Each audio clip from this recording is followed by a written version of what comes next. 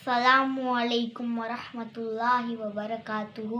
दोस्तों, आज हम देखेंगे कि डॉक्टर जाकिर नायक के पास एक शख्स ने सवाल किया कि क्या सच में भी गुरु नानक ने काबा को हिलाया था।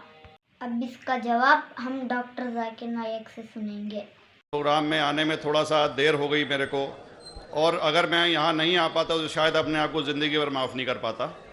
आगरा की सरजमी पर आके आपने ये जो रोशनाई जगाई है, ये वाकई में हम तो उस अल्लाह ताला से दुआ करेंगे।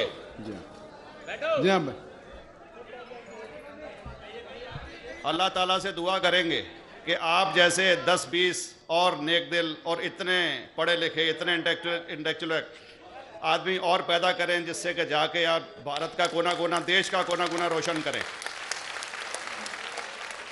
तहे दिल से स्वागत आपका।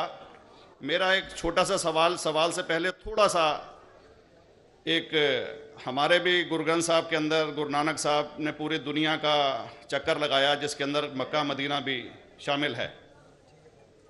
और जैसा कि एक सवाल इससे पहले हो चुका है कि गैर मुस्लिम जो है मक्का मदीना में अलाउड नहीं, या वहाँ का कैंटोनमेंट जो है अलाउ परमिशन नहीं देता।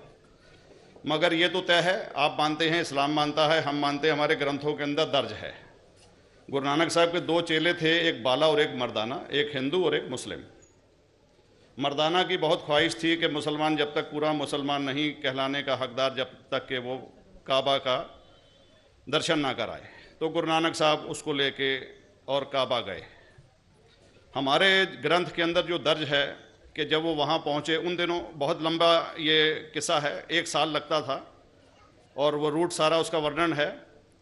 और वहाँ जब मक्का जो मस्जिद के बाहर साथ ही एक दीवार थी, जहाँ पर के भारत के जो मुसलमान दर्शन करने जाते थे काबा के, वो उनको वहाँ ठहराया जाता था। वहाँ की देखभाल जो करता था वो मुल्ला जीवन करता था।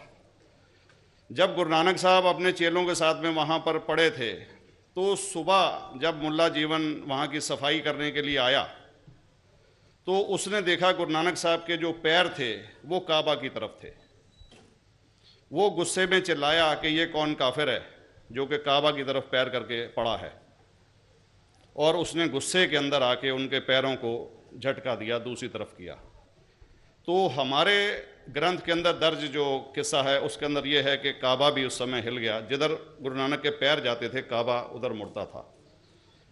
तो वो ज़ोर से चिल्लाया, ये कोई हज़रत है, ये कोई औलिया है।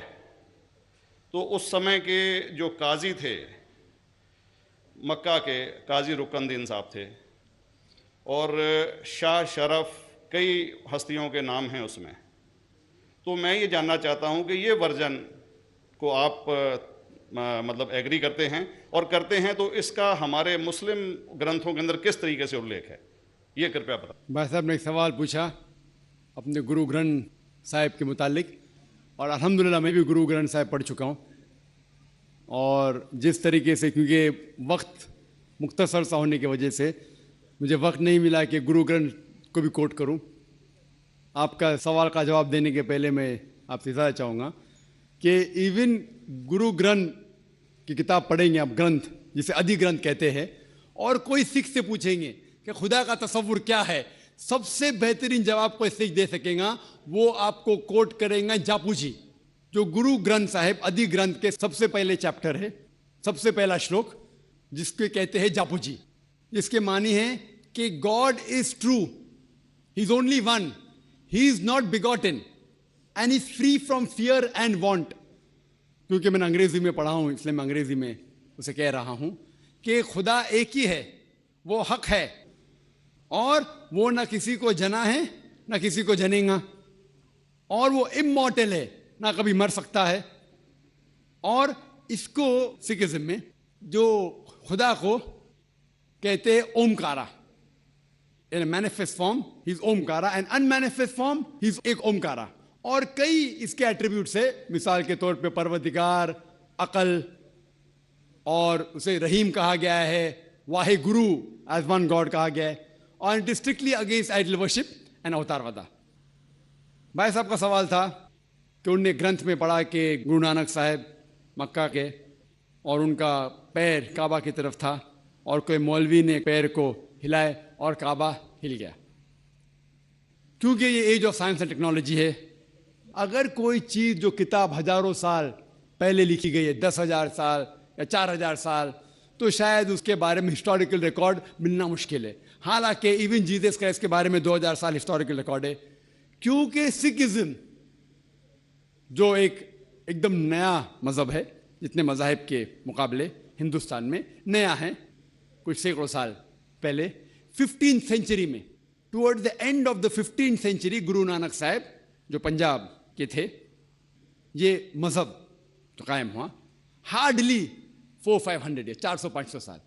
और अगर ये मान लो, सपोज मिसाल के तौर पे मान लो, मैं क्यों कह रहा हूं कि मैं नहीं चाहता हूं किसी को बुरा लगे, मान लो ये सच है, मान लो अगर 400-500 साल पहले अगर ये होता था कि काबा इधर से उधर हिल जाता था, तो हिस्टोरिकल रिकॉर्ड में बिल्कुल लिखा होता था। और कई हिस्टोरिकल रिकॉर्ड में ये नहीं कि काबा हिला इधर उधर, कई हिस्टोरिकल रिकॉर्ड आप देखेंगे। हिस्ट्री इतनी अल्हम्दुलिल्लाह 800-900 साल पहले, 1000 साल पहले जो मुगल ने किए, बिल्कुल लिखा हुआ हिस्टोरिकल रिकॉर्ड में।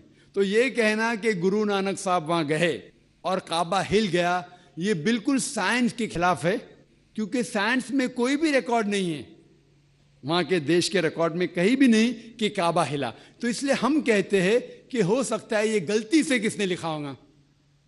न कई किस्से कहानी ये मैं तस्लीम करता हूं कि गुरु ग्रंथ साहिब में कई चीजें सही है, हक की बात है, लेकिन ये तस्लीम करना कि काबा हिल गया, ये बिल्कुल साइंस के भी खिलाफ है, साइंस के खिलाफ है। और इस्लाम में भी ये नहीं है। लेकिन ये कहना कि कोई गैर मुस्लिम जा सकता है, मुमकिन है, चुपके से कोई गया तो हो सकता है,